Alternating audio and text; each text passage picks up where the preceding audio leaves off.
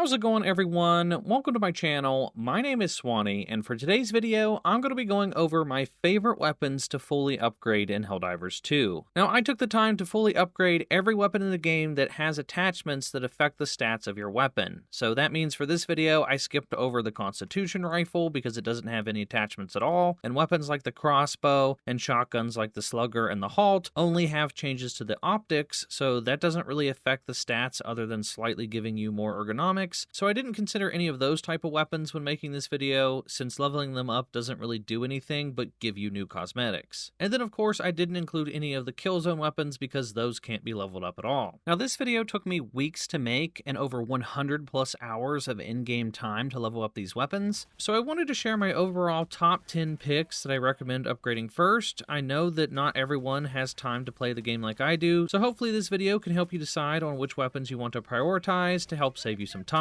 Now these weapons aren't in any particular order because I feel that each of them are good in their own ways, so this isn't a ranking video or a tier list. This is just me telling you about 10 very good weapon choices, and just because a weapon didn't make my list doesn't mean I think it's bad. It's just there was very tough competition and I only wanted to pick 10 weapons for this video, so if you have a good weapon recommendation, let me know down in the comments and I'll be sure to give it a heart so other people can see. Then lastly, as always, if this video helps you out, then consider giving me a thumbs up because it helps me out in the algorithm. And if you really like the video, then maybe consider dropping a super thanks because those are always helpful. And then timestamps can be found down below for your convenience. And with all that said, let's jump right into it. So the first weapon I want to go over is the Eruptor. Now it's no secret that the Eruptor has had a bit of a rough journey. It's had a rough cycle of buffing and then nerfing and then buffing and then nerfing again. And now after the weapon customization update, it's almost as good as it was when it launched. And to be honest, the attachments aren't what makes this weapon so good. Looking back at the patch notes, the Eruptor got a complete rework. The spread was decreased from 10 to 5, the ergonomics got an increase from -14 to 25, the sway got decreased, and the rate of fire was increased from 25 to 32. And on top of all that, they completely changed the way that shrapnel works in the game, so now when you shoot the Eruptor, your shrapnel will shoot out in a 360 pattern, making it absolutely wreck your targets. So if we look at the attachments, luckily you don't need to upgrade this thing clear to level 25 to get the best options. The Eruptor's biggest weakness is the ergonomics, which affect how snappy your weapon is when you try to move your cursor. So if you only play in third person, I recommend going with the iron sights and the angled foregrip because this will give you a total of 35 ergonomics. Now if you like to treat the Eruptor like it's a sniper rifle and aim in first person, then I would still go with the angled foregrip and then just pick whatever scope you think feels best. Now you don't have to worry about the recoil pattern with the Eruptor since the rate of fire is so slow, so the angled foregrip is going to be the best overall option no matter what your playstyle is. And then the reason the Eruptor made my top 10 is because, well, just look at the gameplay in the background. This weapon is nuts. The Eruptor is good for pretty much any enemy type. It can take out multiple Devastators with ease, it'll kill Hulks just by shooting them in the eye, it can cut through Overseers like butter, and it will make quick work of annoying Spewers and Impalers. And the explosion and shrapnel is great for hordes of smaller enemies like the Terminids or big groups of the Voteless if they're at a reasonable distance. And on top of all that, the Eruptor is a great utility weapon for blowing things up like robot factories, bug holes, spore towers, and there's not very many primary weapons that can do that. And my personal favorite is that the Eruptor can take down the new Illuminate Stingray ships with just a couple of shots, putting an end to their annoying strafing runs. The only weakness that the Eruptor has is when things get up close and in your face, so I would pair the Eruptor with either a melee weapon or something with a high rate of fire like the Stalwart to cover all your bases. So the Eruptor made this list not because of the weapon upgrades and the attachments, but because the buff they gave it made it so unbelievably good that I think everyone should try this weapon out. The attachments that you unlock for this weapon are just the cherry on top, and having slightly better ergonomics will only make this weapon feel even better, so the Eruptor definitely gets my seal of approval, and it was a ton of fun to upgrade and test out, so I don't think you're going to regret upgrading the Eruptor. Next up is the LAS-5 Scythe. Now, looking at the attachments for the Scythe, there isn't really anything too impressive until you get to the different magazines. The optics are pretty much left up to personal preference, but I like to go with the default 2x scope because that lets me accurately hit enemies at medium range. Now, there's only 3 underbarrels, so I go with the angled foregrip because that's the best out of the 3 for ergonomics. But the biggest change comes with the new magazines. There's the standard heatsink, the high capacity heatsink, and the high dissipation heatsink. I personally think that the high capacity heatsink is the best of the 3. It gives you one less overall magazine, but it can store way more heat overall. So if you're good at managing your heat buildup and never let it overheat, then you're not even going to notice that one less magazine. Now, the reason I think the high capacity heatsink is the best is because it allows you to keep firing on a single target for longer. This is good because 1, the longer you shoot something, the more damage you'll do to it, and 2, if we take a look at the fire changes they made a few patches ago, they said that burning damage now scales with enemy size and will do more damage over time to larger enemies. And laser weapons will catch things on fire if you shoot them long enough, so the high capacity heatsink lets you shoot an enemy for longer, dealing more damage, and you're more likely to catch that target on fire, which will make them take even more damage over time. This makes the Scythe feel like a primary version of the laser cannon support weapon, but it's a lot more accurate. This makes pairing the Scythe with other things that do tick damage a very deadly combo. So pairing it with anything gas related like gas grenades, or the guard dog dog breath, or the gas strike, or even the laser guard dog will make quick work of most enemies, because they'll not only be taking direct damage from your laser, but they'll also be burning from fire over time and choking on gas. And all of that damage is going to stack on top of each other, which is crazy. Plus, with it being a laser, it's super accurate, so shooting between the armor cracks on the Terminids or making accurate headshots on Devastators is going to be super easy. So overall, I think the high capacity heatsink took the Scythe from being just an average weapon to being one of the best and most fun weapons to use in all of Helldivers 2. Definitely give the Scythe a shot and try combining it with gas or fire, and let me know how it goes. Now let's talk about the Breaker Incendiary. Before the big weapon customization update, the Breaker Incendiary was one of my favorite weapons for both the Terminids and the Illuminate due to its crowd clearing capabilities. Now after the weapon customization update and the changes that they made to fire damage, I think it's even better than it was before. So let's go over why I think it's so good. Now looking at the attachments for the optics, I 100% go with the iron sights. Now I'm not the type of person to only play in third person. I like to switch back and forth because aiming in first person is always way more accurate, but with a shotgun that's meant for crowd control, you just want to spray this into large crowds and hit as many targets as possible, so there's not really any need to go with any scopes. So just going with iron sights for that +5 to ergonomics is a no-brainer. Then for the underbarrel, I go with no underbarrel, that way I can get an additional +5 to ergonomics. Then for the muzzle, I have to recommend the duckbill. The duckbill will give this weapon a horizontal spread, which is great for dealing with large crowds of enemies. And like I said, this is one of my favorite weapons when going up against the Illuminate because it's just so much fun to mow down an entire street of voteless with ease. You can straight up hit like 8+ enemies at once when you're using the duckbill, and then the fire damage will just finish them off. I see a lot of people in the community use this weapon the wrong way, and they just treat it like any ordinary shotgun. You don't want to spray all of your ammo into one target until it dies. You want to just paint the area with as many pellets as you can so that you can catch things on fire, and then you let the fire damage do all the work. Then when it comes to the magazines, I'm honestly a fan of all 3 of them. It kind of just depends on what armor you want to use. If I'm using anything that isn't the Siege Ready armor passive, then I'll probably go with the drum magazine so I can just keep spraying for longer. But if I do want to use the Siege Ready armor, then I'll go with the short magazine because although you only get 13 shots, you'll get more total magazines, which means you'll get more ammo overall in total when compared to those other magazines. Plus, with the Siege Ready armor, or I guess the newly buffed reinforced epaulets armor, that 30% increased reload speed will make the short magazine reload almost instantly, which is surprisingly pretty fun to use. So honestly, any of the magazines are decent options, but the duckbill muzzle is definitely where it's at. So try the Breaker Incendiary out against any Terminid bug breach or a voteless horde, and pair it with a good support weapon for dealing with those heavily armored enemies, and I promise you're going to have a good time. Next up is the Jar 5 Dominator. Now the Dominator was good before the big update because it does 275 base damage and it has medium armor penetration, but the ergonomics made the weapon feel just very clunky and it didn't feel very good to use. Now luckily with the new attachments you can bump up the ergonomics quite a bit and it makes the weapon feel a lot more responsive to your aiming and it makes the weapon feel just way better. So for the optics, I either go with the iron sights to give me a plus 11 to the ergonomics, but I know some people like to treat this weapon like a mini sniper rifle, and if that's the case, then I recommend just using the default red dot scope to give you some range without too much of a hit to your ergonomics. Then for the underbarrel, I go with the angled foregrip because that will give you another plus 10 to ergonomics, so that combined with the iron sights will give you a total of 40 ergonomics, which is a lot for the Dominator. I dare you guys to take a shot every time I say ergonomics in this video. Now this does give it a pretty insane recoil pattern, I'm not going to lie, which is pretty noticeable if you like to use the burst fire mode.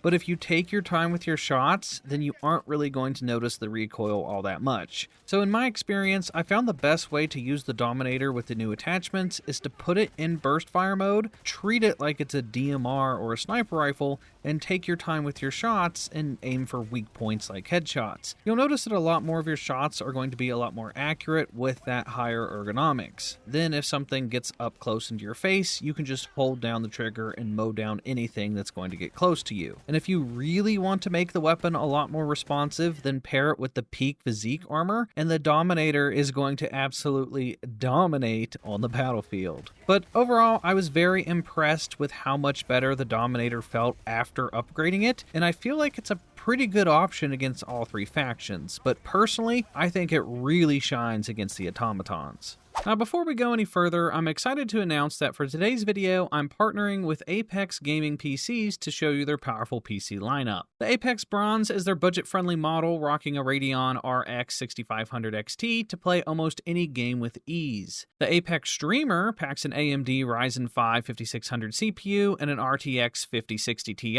and the Apex Streamer Plus comes with a Radeon RX 970 and an AMD Ryzen 5 7600, and the best part is that you can finance your build to pay over time. Just check my personalized link in the description and use code Swanee at checkout to save 3%, and that stacks on pre-existing deals. The next weapon was an unexpected gem, and it's the MP98 Knight. Yes, the $20 SMG is finally living up to the price tag. This weapon is from the Super Citizen edition of Helldivers 2, which costs $60, and this weapon has always just sucked. It was never as good as the other SMGs, but now, oh man, this thing is a ton of fun. This weapon was the highlight of my previous video where I went over all the SMGs in greater detail, and it's still one of my favorite weapons in all of Helldivers 2. It has a faster fire rate than the Stalwart, the burst fire mode is insanely accurate for some reason, and it's one-handed. So the Knight is basically a primary Stalwart that can be paired with a ballistic shield or a directional shield, and it has insane accuracy for landing those headshots. Now looking at the attachments, I like to go with the 2x tube red dot so I can land those headshots just a little bit easier, and since the ergonomics are already very high, you don't really lose much by picking this scope. Now the underbarrel is definitely the vertical foregrip because just look at this recoil pattern when you have it. And for the muzzle, I go with either the muzzle brake for the vertical recoil pattern or the compensator if you want those shots to be closer together. I found that either one of those two muzzles are good picks. Then for the magazine, I suggest the short magazine with the Siege Ready armor passive for instant reloads, or the extended magazine if you just want to keep spraying your targets. So since I like to make this weapon feel like the Stalwart, I personally like to go with the extended mag so I can just keep on spraying. And yeah, this SMG basically got a complete overhaul with the new attachments, and it's a ton of fun. It does struggle a bit with some of the armored enemies, like some of those Terminids, but I think the Knight is great for taking out the voteless, and it's also great against overseers if you go for body shots or leg shots. And it is absolutely amazing against the Automatons, because it can either quickly pop the Devastators in the head with the burst fire mode, or you can just straight up slice them in half when you're aiming for the body. So if you have the MP98 Knight, I definitely recommend putting this on your priority list because it's just so much fun to use.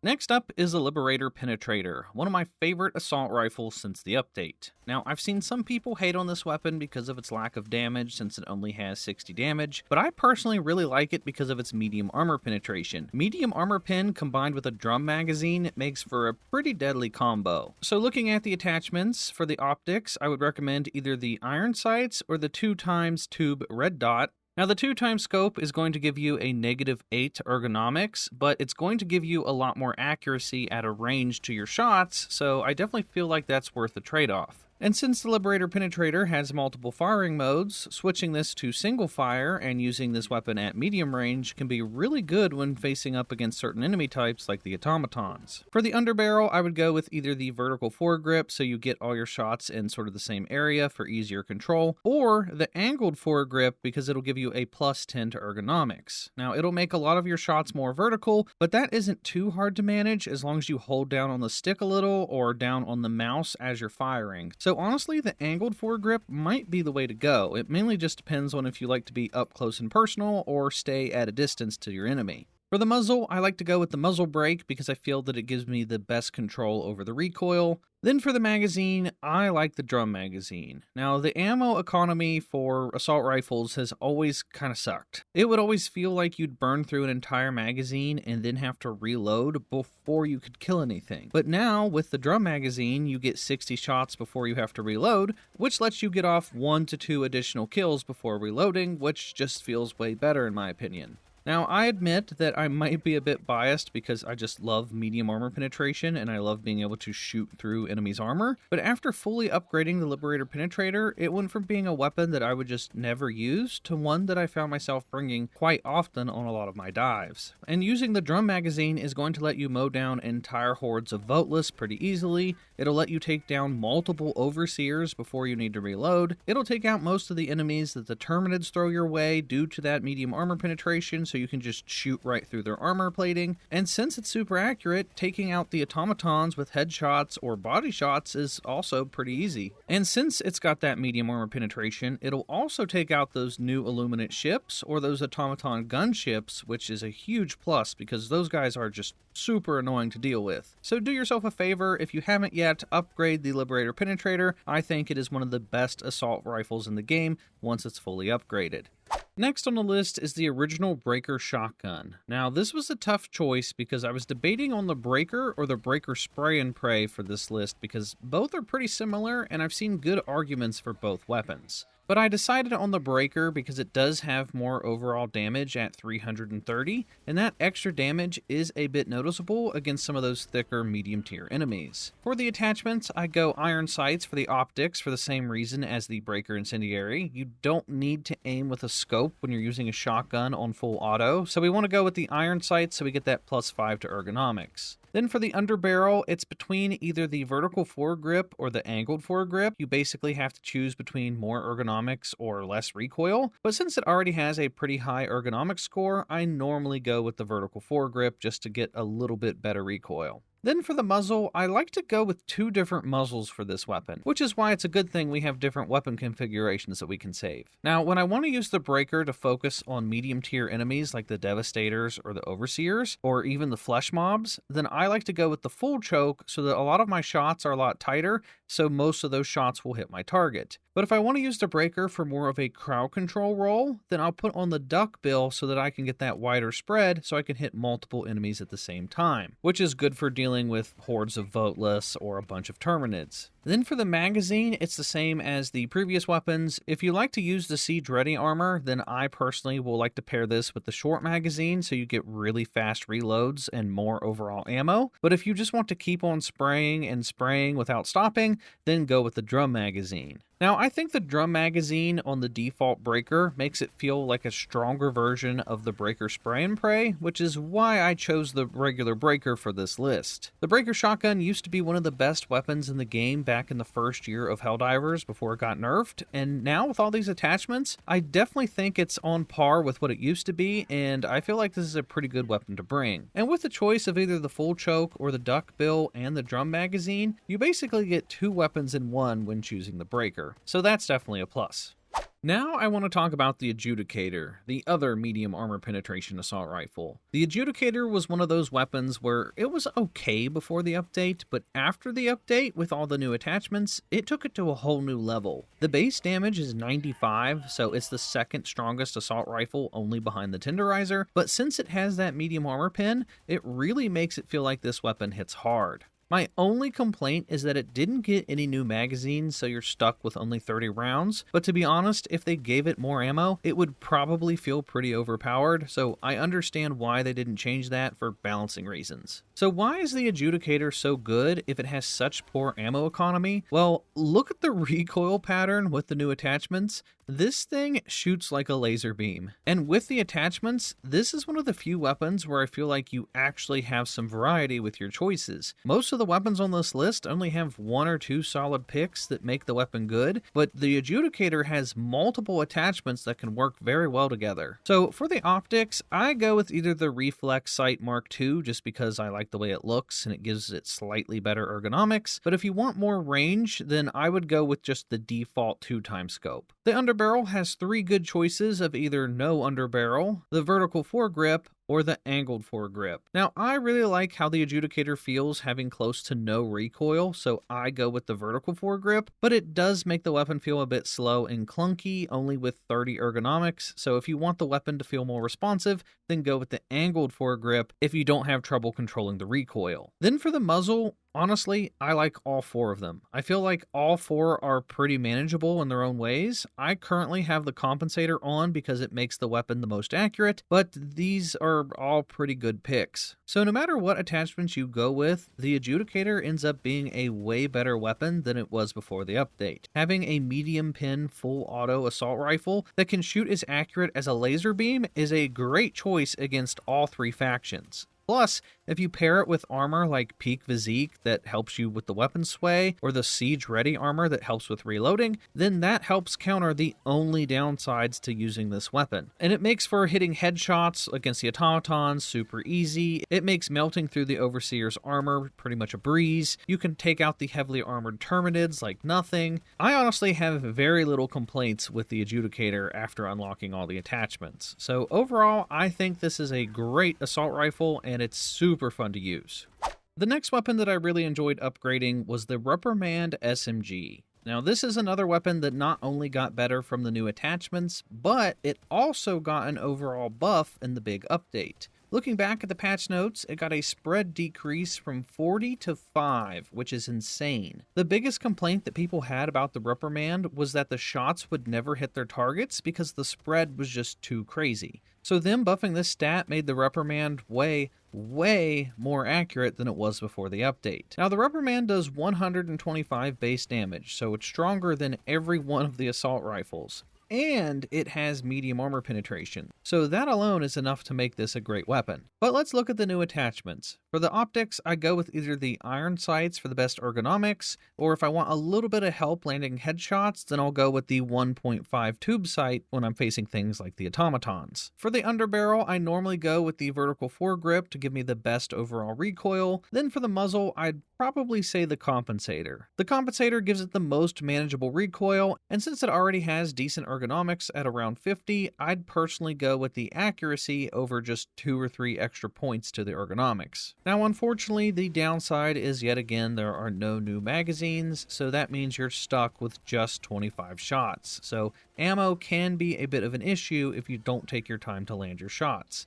But if you take it slow, since it does so much damage, I found that it's a great choice against the Automatons. And honestly, it's probably one of the best overall choices for the Automatons. Now, it does struggle a little bit against the Terminids and the Illuminate just because they send so many enemies at you that like to get up in your face, so you often find yourself reloading all the time. So you want to use this weapon probably around medium range for the best results. Pair it with the Siege Ready armor or the Reinforced Epaulets armor for faster reloads, and you'll do just fine. So after the big buff it got, with the addition of the new attachments, the Reprimand, in my opinion, is one of the best weapons in the game, and it hits really hard for an SMG.